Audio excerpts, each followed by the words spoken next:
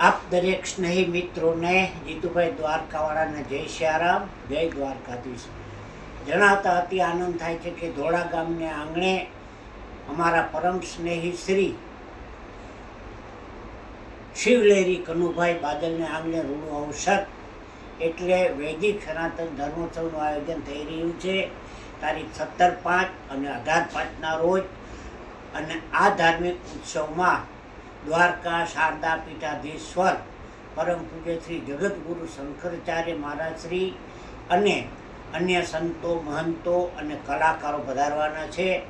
તો તારીખ 17/5 અને 18/5ના આ ઉત્સવમાં આપ દરેકને પધારવા માટે થઈને અમારું આમંત્રણ છે.